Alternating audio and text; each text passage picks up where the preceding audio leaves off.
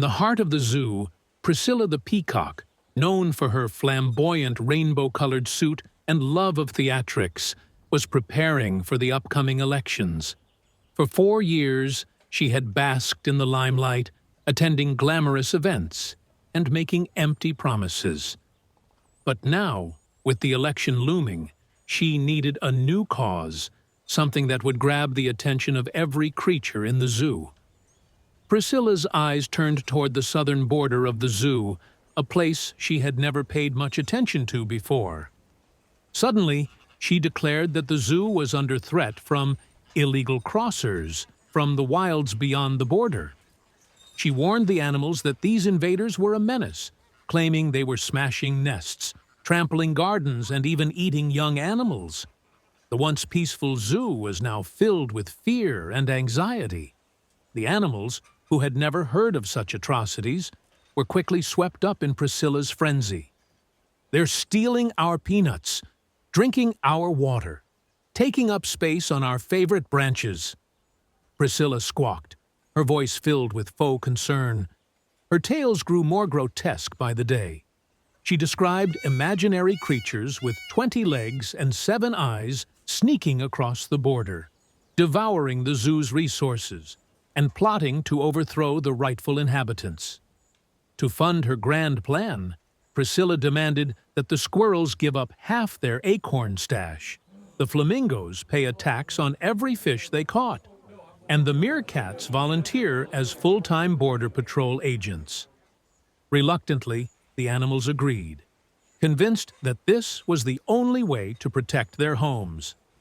Priscilla's Southern Border Task Force, led by a particularly dim-witted tortoise named Tony, set to work building a wall along the border. The wall, made of vines, rocks, and other natural materials, quickly became a chaotic mess. Despite their efforts, the wall remained incomplete, and the animals grew more anxious by the day. As the stories of the illegals' destruction grew more outlandish, the zoo descended into chaos. The flamingos lost their vibrant pink hue from stress. The squirrels hoarded what little food they had left, and the meerkats became so paranoid that they rarely ventured above ground. Every broken branch, every disturbed patch of dirt, was blamed on the illegal crossers. But as election day approached, Priscilla's attention waned. She had already moved on to her next grand idea: a peacock parade of peace, where she would lead the zoo's animals in a colorful march to celebrate unity and diversity. The irony was lost on her. When the election finally arrived, Priscilla stood confidently on stage, repeating her well-rehearsed lines about the southern border. But this time, the animals met her words with silence. They had seen through the facade, realizing too late that there were no illegal crossers, no marauding invaders threatening their way of life. The chaos had been nothing more than a figment of Priscilla's imagination, a grotesque ploy to secure her place at the top. The votes were tallied, and it became clear that Priscilla's reign was over. The animals had chosen a new leader, an old wise tortoise named Terence, who promised to bring the zoo back to sanity.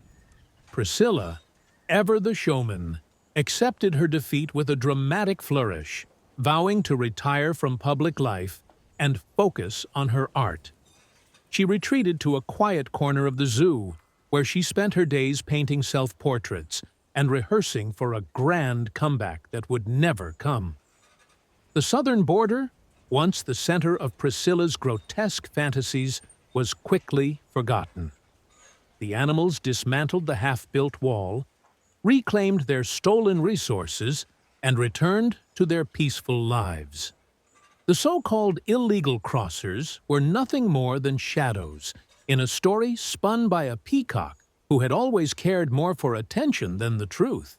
The zoo returned to normalcy, but the memory of Priscilla's bizarre campaign lingered, a cautionary tale of what happens when fear and spectacle are allowed to run wild.